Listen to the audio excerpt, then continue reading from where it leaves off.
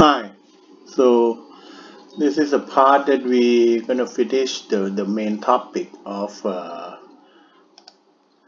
in lecture two. Okay, folder. Okay, which will concern with the this paper. Okay, you can. It's way back in around 1955, 56. I believe this paper published in 1956 in the Operation Research Journal. Okay, it is a well-known paper if you guys have been studying, especially in the course of production and operation management course. Okay, in the topic of capacity planning. Okay, and the title of the paper is Production Scheduling by the Transportation Method of Linear Programming. It was written by Professor Edward H. Bowman, School of Industrial Management at that time. Okay, nowadays it's all well known. It's Sloan School of Management at MIT. It's a very short paper. Okay, just only 4 pages, 5 pages. Okay, but written in four, except the reference. Okay, and not many reference. Okay, certainly you have Danzig's. Okay, the classical linear programming paper proposing and Chance Cooper, okay, the very first book of linear programming, and you have Harrison, McGee, okay. I think McGee also wrote a very important paper about mathematical programming in production planning and control. Okay, and so another Chance Cooper. This is also well known paper about the stepping stone method. If you guys have been studying the very first course of operation research, especially in the topic of transportation problem, you should be familiar with the name stepping stone method, and you should know that it's also proposed in the first year of publication of the Management Science Journal. Okay, in the October issue 1954. Okay, you might remember that Danzig's paper published in 1955. Okay, and also Henderson. This is also a remarkable, especially paper for reading paper for management. Okay, because it's published in Harvard Business Review. Okay, talk about mathematical programming, better information for better decision making. Also, another landmark paper in School of Management dealing with uh, the use of scientific method to make a better and find a better alternative than in order to operate your business. Okay, and also the last one is Hutaker. Okay, it's a numerical solution. That's also the time. If you might recall that the transportation problem is a special class of linear programming that can be formulated as a network flow, minimum cost flow, okay, for a network flow structure, and which lead to a special purpose method that can improve the efficiency as compared to using direct simplex method, okay, and stepping stone modified distribution for the initial solution, and also uh, this stepping stone also used to find the new solution once you already found the minimum reduced chord coefficients. Okay, that's all the basic of linear programming theory. Okay, but what's important about this paper is that Bowman proposed a class of production scheduling problem that can be reformulated as a transportation problem based on linear programming model. Okay, and I think it's not that take that difficulties for you to read the detail of the paper. So I'm going to skip up and then move it to the main result. The main result is this table that you saw here. Okay, this is the corresponding reformulation as a transportation problem. Okay, so and also as I mentioned before that the class of production and operation management normally use this model to teach you as a class of a short-term capacity planning problem. What does it mean, short-term capacity problem, planning problem? It means that suppose that for a daily or weekly or even monthly, okay, for in a few months in advance, okay, if you know or be able to estimate your inventory on hand, okay, or your current capacity that you have here, which is I sub 0, okay, over here, the inventory. 0 is the initial inventory, okay. And also we start from period 1 to period n in advance, okay. So you're gonna plan. So this type of problem linked to what we are studying mainly in the lecture 2 part, that most of the problem dealing with production planning and control problem. Okay, so suppose in the end period you be able to identify what you call the total requirement, S sub 1, S sub 2, S sub 3 until S sub n. So this one is the amount of sales, okay, S is for sales, that you expect that, okay, you is become the requirement that you need to fulfill, okay. And also this is also the inventory, okay, the end inventory, okay. I'm going to talk about it a little bit, okay. So at first, okay, in each period, okay, in order to fulfill your demand, okay, what is the capacity of your factory have? Okay, you need to have on hand, okay, which is inventory. It is O represented here.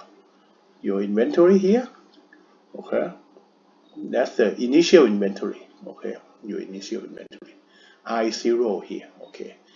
And then you might have the source of your short-term capacity, which is the regular capacity of your factory, represent as here, regular bracket 1 and overtime bracket 1, okay. This is the source of your capacity. You have a regular period of working, okay, as your main capacity. And if you have a huge amount of sales that the regular capacity cannot help you to satisfy, you might have work on the overtime. Or there can be another additional capacity source, such as your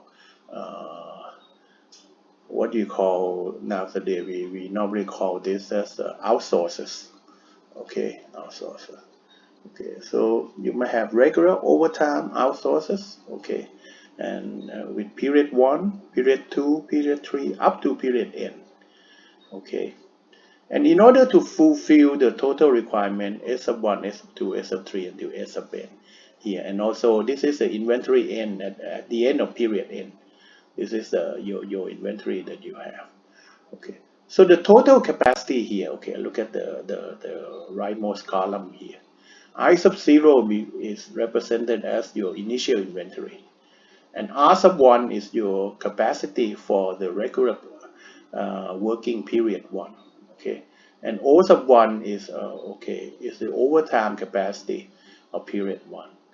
And then it move on to period 2 is R sub 2, O sub 2, R sub 3, O sub T2, R sub n, O sub n. Okay, R represent RI is a regular capacity at period I.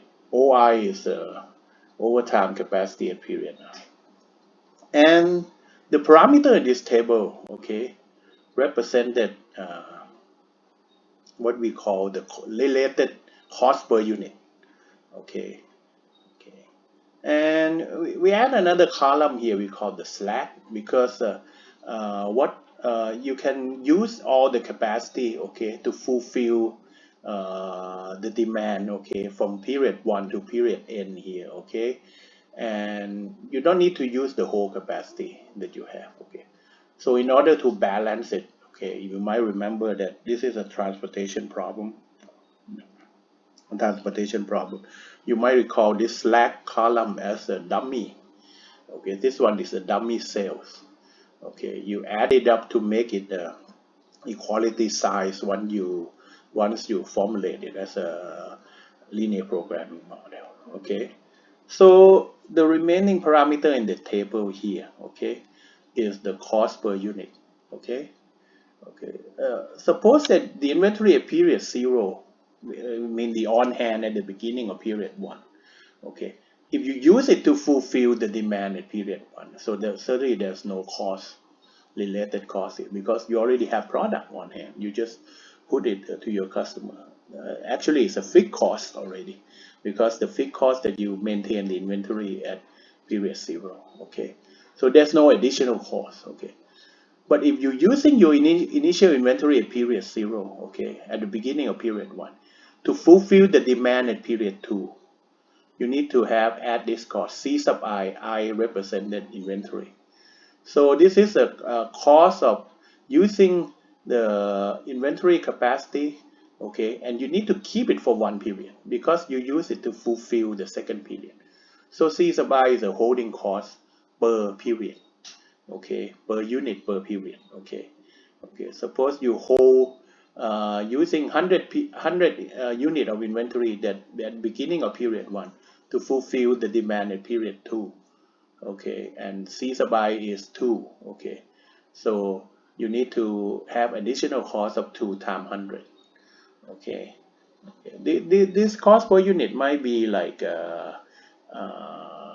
if you for example, it's exactly the cost if you need to keep it in the refrigerator. You need to have an electrical cost, related cost, whatever. Okay, or sometimes it's a thing that you uh, like interest, okay, that you just keep put your inventory just stay there for one period without you didn't make any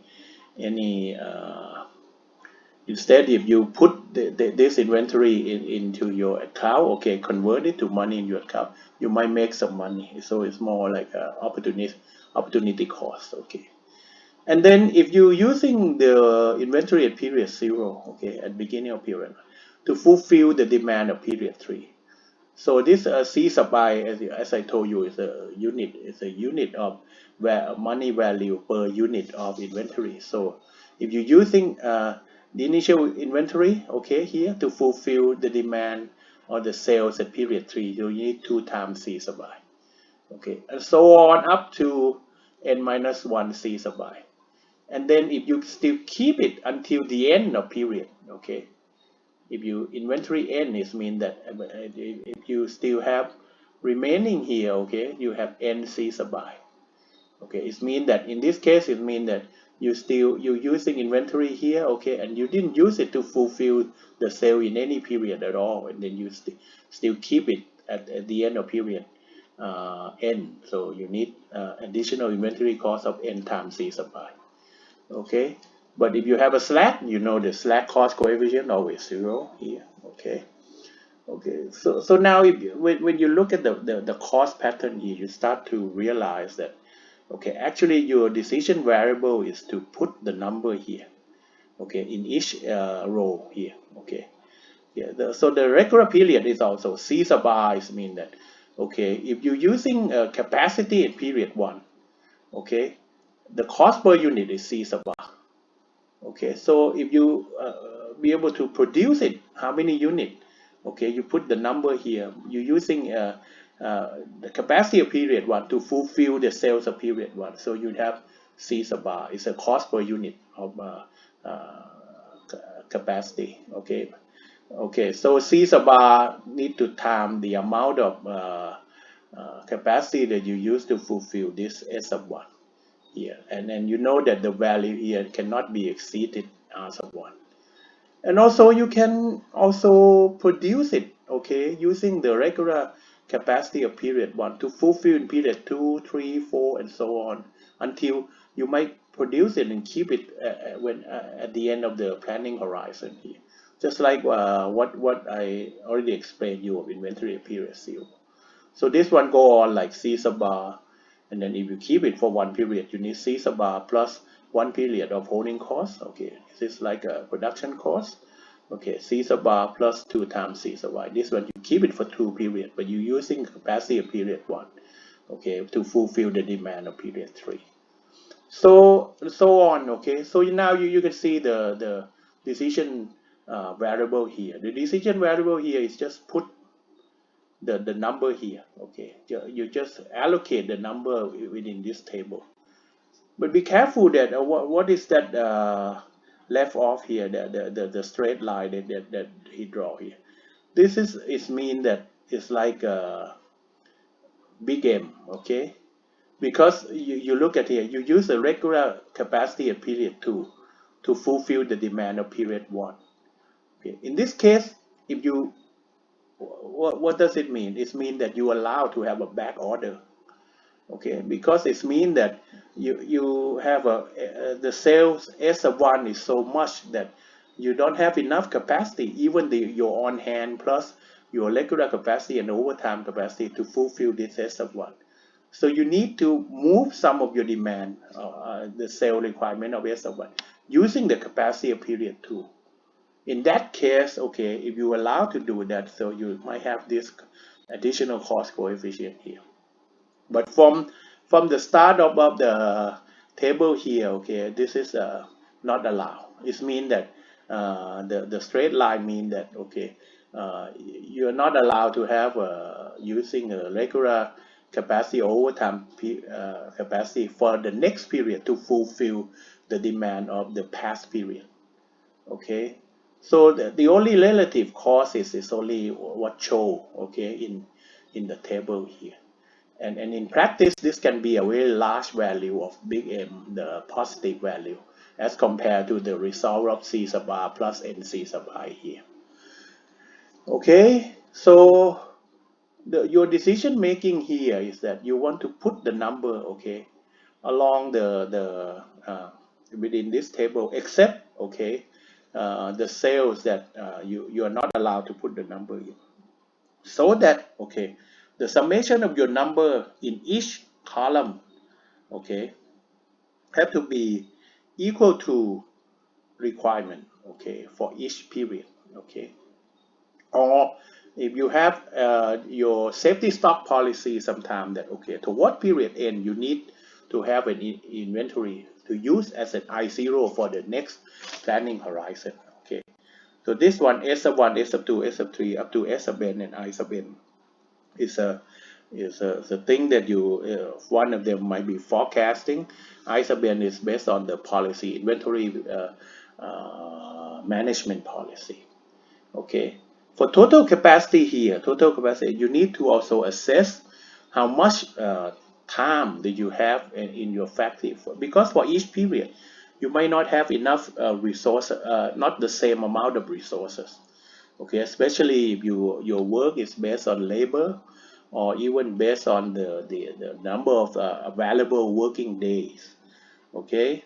So in each period, okay, the total capacity is not as equal as in every period, okay. So they deviate this by using the subscript, okay, of R sub 1, O sub 1, R sub 2, O sub 2, and so on.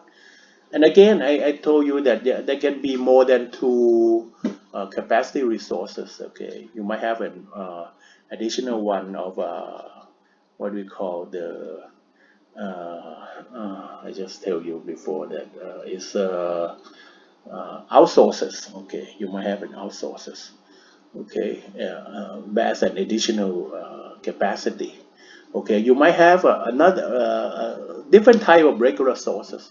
For example, you might have 2 or 3 factory, okay, to serve your demand. So in practice, this one can be generalized and then, adjust to many type of your business function, okay. So it's become like you want to transport something, okay, from your source, okay, in each row, which is the source of capacity, okay, to fulfill, okay, your customer is like the demand, the sales requirement in each period, okay, such that, okay, all the variable cost is it just pop up, all the variable costs, related variable costs, okay, okay, times, okay, the amount of allocation is minimized. Okay. There's no fixed charge, okay, at this moment, okay, for this problem. All pure variable charge, okay. And in terms of spreadsheet model, okay, you just put this kind of table in your Excel, okay, or any kind of spreadsheet or Google Sheet what you have, okay. So you can develop the two tables, similar table here. One table contain the cost coefficient, the other table contain, okay, the you might start with a blank location, okay, a blank the blank where the zero value, okay, that you want to allocate the amount of production here, okay, with the constraint that the summation of your allocation in each column, okay, for all row in each column need to be equal to the total requirement in each column, okay. And also for the summation in each row, okay, if you already add, okay, summation for all column, okay, in each row, okay, if you already add a slack or the dummy customer down here, okay, you can do that all the summation in each for all column in each row, okay, okay, have to be equal to the total capacity here.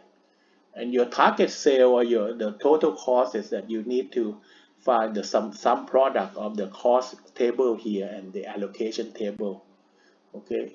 And we show you about how to develop that, and I think we show you in a more difficult situation because we're gonna link this assumption problem, okay, to the previous problem that we've been working on, okay. First of all, okay, let me remind you that this problem is still not considering any setup cost or fixed cost, okay, fixed charge, whatever you call it, okay, previously, okay. So, but we're gonna add some uncertainty uh, nature to the problem, okay. For example, your sales requirement down here, okay, might be uncertain value. Except isoben here. Isoben of you might be, okay, it's a fixed policy. Okay, at the end of the planning horizon, I want to keep how many product here. Okay, okay, and also we would assume also uncertainty can happen to the capacity also. Okay, or the capacity also. That okay, you don't really know. Suppose that okay, just like what we have a COVID situation here, we already planned in advance, but then suddenly okay, you have the lockdown condition, so your planned inventory is just gone. Okay, it have some risky situation that okay, it might go can be optimistic. You want to think about it as an optimistic case or pessimistic case, or most likely whatever. Okay, so uncertainty okay can happen within capacity, within the demand, okay, and also capacity can happen with the allocation here. You might wonder what's happened. The uncertainty can happen with the allocation here because at this moment we assume that okay, for all locations that have a cost associated except the place where you cannot have the cost coefficient as a big M, okay, big positive value M, yeah, which is mostly almost most part is in under the let's say below, okay, below the diagonal element, okay, of the matrix, okay. And certainly this metric is not what you call the square metric, okay. You can have n can be less or more than the number of column can be greater or less than the number of row, okay. So let's just say below the main part, below the diagonal element, okay, okay, except in this case you might say that okay, we expect to have a more, in this case it's obvious if you have n period, okay, you have number of row greater than the number of column, okay, you see here, okay, because for one period, okay, you have two, okay, you have two source of capacity, okay, plus you need to have an initial inventory source of capacity also, okay. So in this work, we're gonna start to apply what we have studied so far from lecture 1 and lecture 2 to adapt to this problem, because this problem way back still didn't is published, it was received in the same year as the paper of Danzig's published. Okay, but when it was published in 1956, there's no relationship, okay, of the reference or anything related to the Danzig's paper in 1955, okay, and that's the way that you working on trying to find something to work on, that you want to say that, okay, have anybody did this before, okay, like two independent thinking, okay, I'm going to mash it up together. Okay, so let's just say that, okay, I'll show you. I think that I have some result analysis of the, in case that when your total requirement here in the column here, but in this case I'm gonna ignore that all sources of inventory and slack. I put it all together as the demand, okay, the demand in each period. Okay, I combine, okay, the last three column, okay, all together. Okay, because when you have uncertainty of S sub 1, S sub 2 until S sub n, or even I sub n here, okay, only certain value is the slack here, unless that you have a bar, so you don't want to have too much slack. Okay,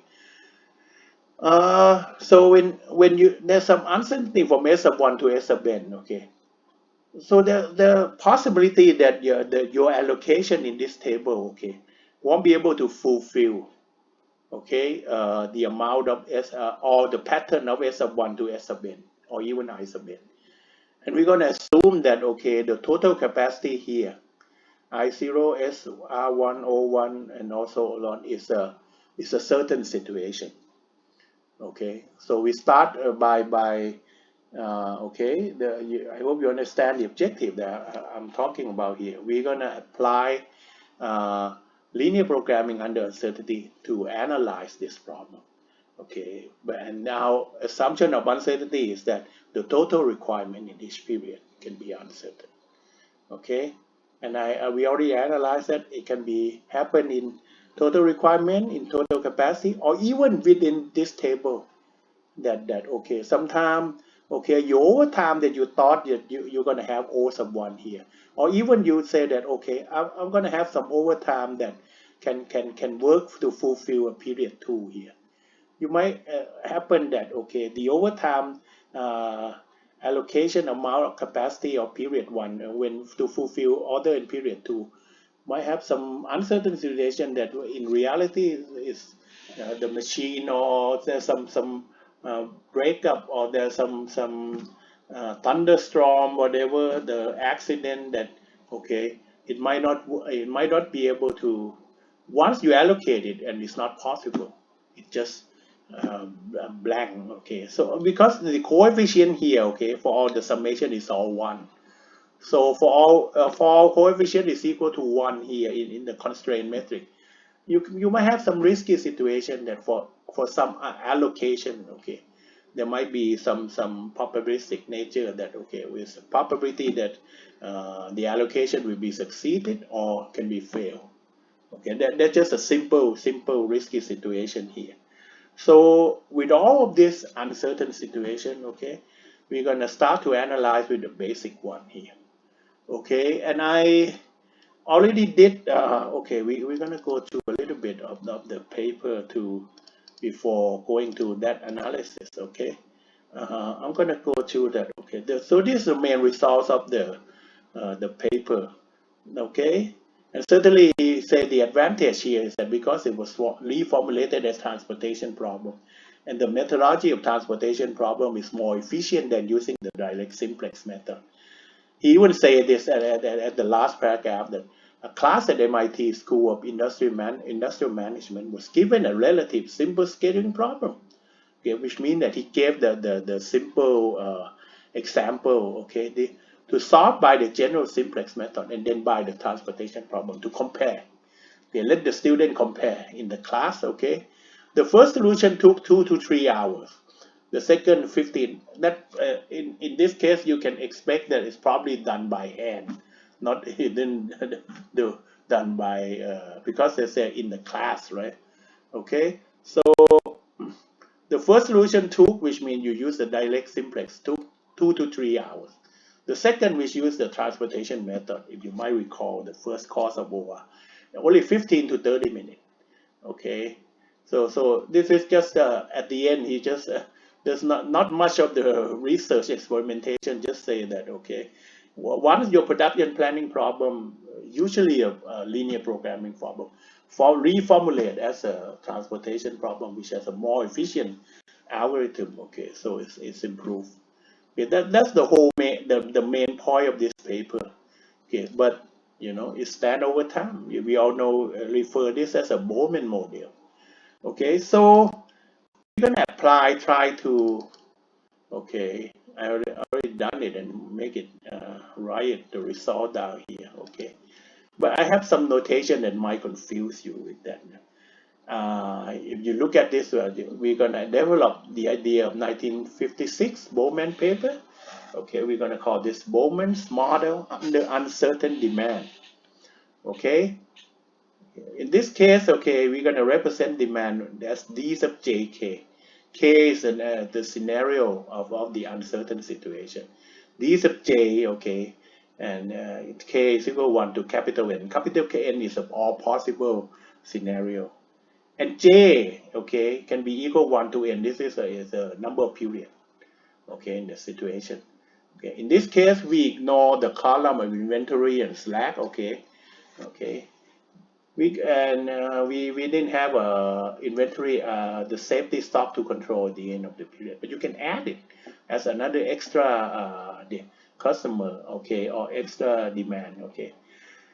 So my S sub I is actually in the paper of Bowman represent the amount of sales, okay, but I'm going to use S sub I as your capacity of your source I, okay. Okay, in this case, I equal 1 to m. M is the number of source of capacity, okay, which means the number of row in that table, if you might recall from the paper of Bowman that we just saw. Okay, and J is equal 1 to n. J is the number of period that you want to plan. Okay, so C sub ij, X sub ij is, okay, C sub ij is a cost element within that table that you just saw. Okay, and X sub ij is amount of allocation. This is the cost coefficients, and X sub ij is the allocation. Okay, the allocation of the capacity I to fulfill the demand J. Okay, X sub ij. And we have a constraint that summation X sub ij, J equal 1 to n. Okay, which means that for the capacity source I, okay, when you already allocate for all possible demand in each period, okay, altogether cannot exceed A sub I. Okay, you might wonder, what about C sub ij when I less than J? It means that, okay, there might have some possibility that, that we have some control that, so some ij, okay, you cannot allocate. It's obvious you can put that very high positive value to C sub ij as a big M value. Okay, so this one work for all right in a more general form. For this one is like, okay, the total amount of allocation for all to fulfill the all the demand from period 1 to period n using a source of capacity I cannot exceed the capacity of source I. S sub I is the capacity of source I for all I. Okay, and now as I told you before, we're not going to assume that this is a certain condition. Okay, so this is oh no, sorry. So we assume that this is a certain condition. Okay, the uncertain condition happened with the demand here. So we add another index k here. The index k is a count all the possible number of scenarios, which can be a lot, as you might refer to the previous example that we already studied. Okay, and also we start to have I plus and I minus again, if you might remember. Okay, and I plus is that the inventory from the previous period J minus 1 of scenario K, minus I minus is a back order, okay, from the previous period of back order K, plus this one summation I equal 1 to n to fulfill the demand of period J, okay, You remember that for summation for all row in each column, okay? Okay, this is all row, summation for all row. For each column J, okay? Okay, if you put it all together, the amount of allocation, okay, from all source of capacity that you can make, that you want to allocate, okay, or allow to allocate the value, okay. This summation, okay, need to fulfill d sub j, actually d sub j. If it's a deterministic case or certain demand case, okay, you don't need I plus I minus here, okay, okay, or you might only need what we call the I plus. You don't need any I minus, okay, which means that this one is a supply side have to be greater than or equal to the demand side. Or if you don't want to have any inventory here, you can put equal sign here. Okay, but this one, you, as I told you before, that we add the uncertain condition based on the two-stage LP model of Danzig's. Okay, so d sub jk, okay, become the demand at period j for scenario k for all jk. Okay, so the notation of I plus j minus 1k is a inventory from the previous period of j minus 1, okay, for scenario k, minus, okay, the back order from the period of from the previous period, okay, for scenario k, plus the total supply, okay, in the period j, okay, from all source of capacity, okay. Okay, and then you need to minus, okay, the end of period j, the inventory, okay, under scenario k, plus, okay, I minus, which is the back order, or the thing that you need to fulfill. Sorry, in case that your demand is not is less than the demand of in scenario k, so you need to plus I minus, okay, at period j scenario k, okay, and so on for all k, okay, and this one for all possible period, except at if you say that for if you start from period 1, so this one I plus and I minus will be uh, the known data, okay, but because it's start of the plan.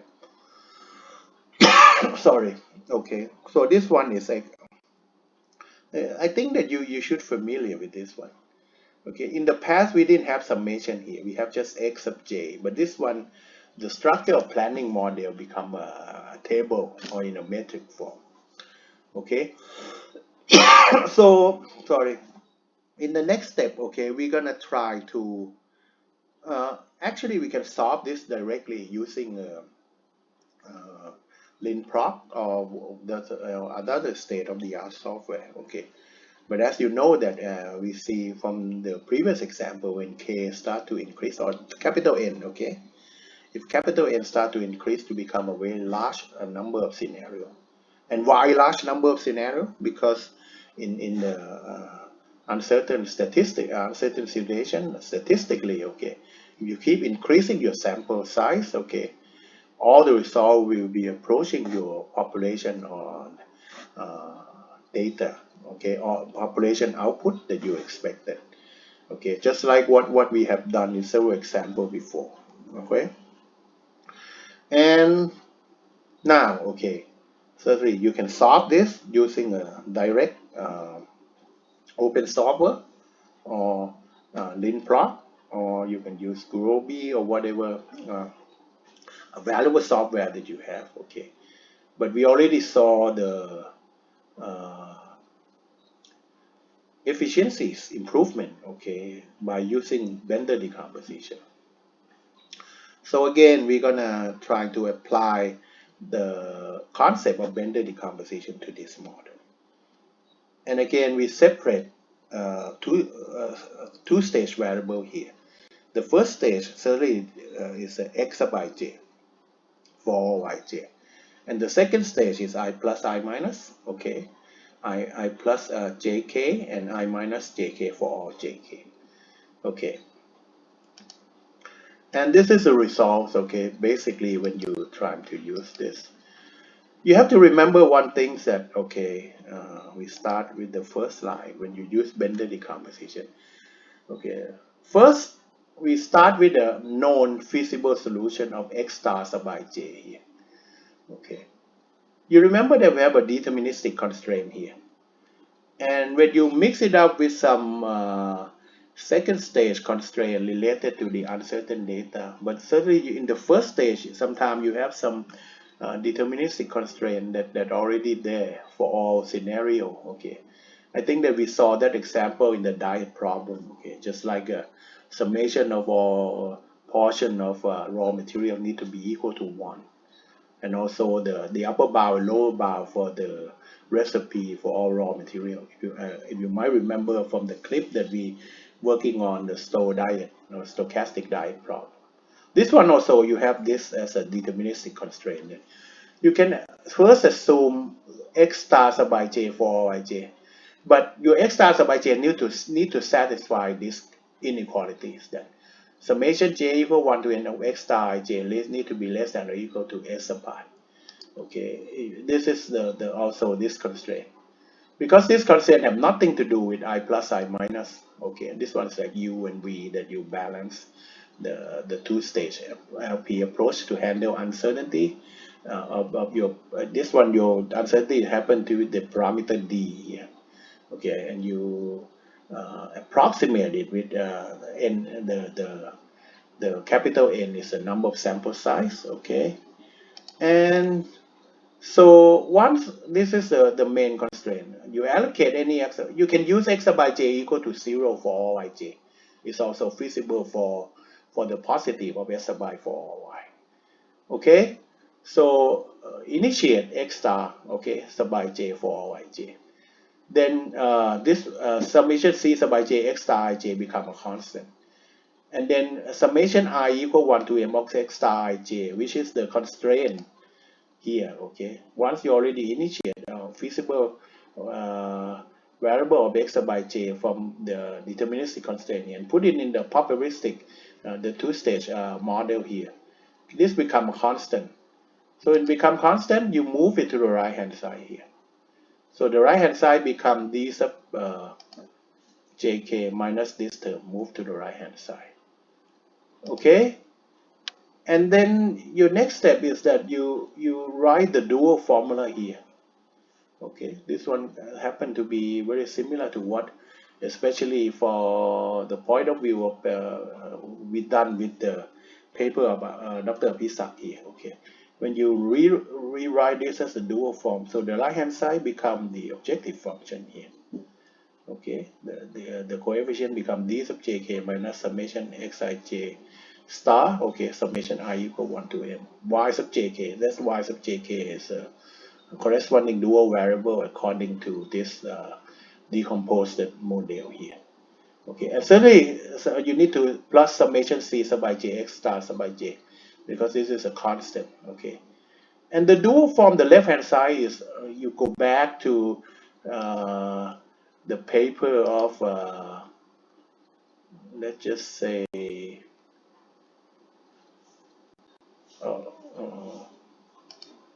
okay, you go back to the paper of this one, Ben Apisak paper. Okay,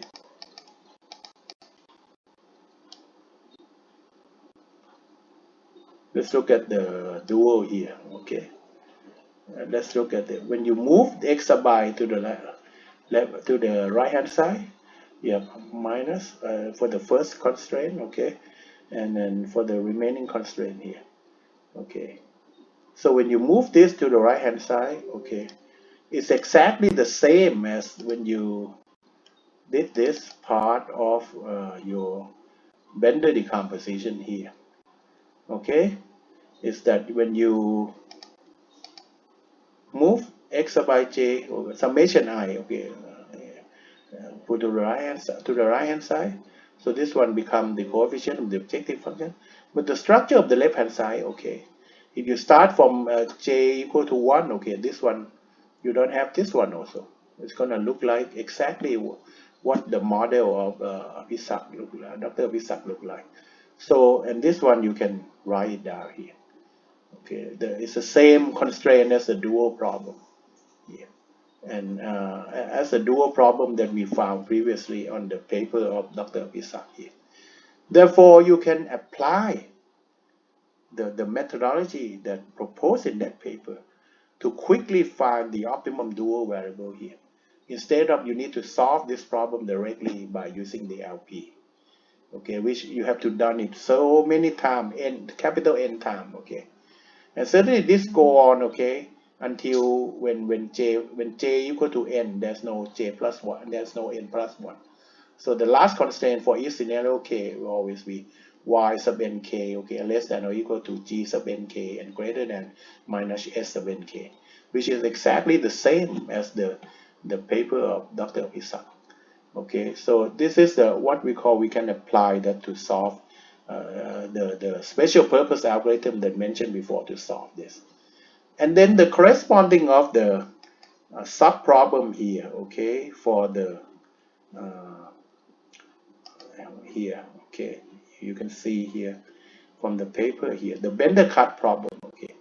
Once you already found the optimum y here, okay, certainly your objective function is minimize the lower bound variable t and capital T according to the weak duality inequalities, okay, or weak duality theorem, okay. Capital T need to be greater than or equal to this objective function, okay. Okay, this is a t approaching the upper bound, which is the c here. But t has to be greater than or equal to this one, the objective of the dual form. But this one you already assume that you want to find the new x, okay, and you're replacing y here with your y star, which is the optimum solution by solving this sub problem. And also c sub by j, you don't replace your previous x sub by j, your x sub by j become the new you want to find the new x sub by j here. So when you move this, okay, to the left hand side, okay, this one to the left hand side, okay, so it become just like here, okay. When move the thing all the coefficient then multiply to x sub by j to the left hand side, right? You have t plus, okay, summation I equal 1 to m, okay, and summation j equal 1 to small n. And in the bracket is summation k equal 1 to capital N of y, the optimum dual variable for jk, okay. Y star jk is the optimum y from solving this dual form, which you can use a special purpose algorithm that we used in the past, okay, to find this. And you summation for all scenario, okay, okay, and using for all I, okay, because this notation have no relationship with the I notation, and then you multiply with c sub by j. That become the uh, optimality cut constraint coefficients, okay, then multiply to x sub by j. And certainly the summation of these of jk times y star of jk become the right hand side. So this is the optimality cut, okay, constraint. But you have to remember that you have a deterministic constraint here to find a new x. Okay, you have to make sure that you put this constraint, okay, to this optimality cut problem also. So your optimality cut just solve this, okay, for the new x. And then once you get the new x, okay, you put it in the dual form again to find the new y. And then add more constraint related to the new y. With the more constraint added to the optimality cut here, okay, the t will keep increasing iteration by iteration until, okay, it reach the strong duality theorem, which is the optimum value of c here, okay, which is the upper bound that you're gonna keep finding in every iteration. You find a new x, okay, you're gonna evaluate the new c here, okay, with the new c here, okay, you keep the best solution of x with the minimum value of c. Okay, once those minimum z reaching the improving the higher value of t iteration by iteration, that reach the strong duality theorem and the optimality condition is verified. Okay, so what I just mentioned to you so far is that we have applied the knowledge that we learned in the lecture 2, okay, to analyze and to solve this Bowman model under uncertainty. And where's the Bowman paper? Okay, it starts with, I need to get out of it. It doesn't go out. What's happened? Okay, I'll wait. So what's wrong with it? Oh, I didn't know my computer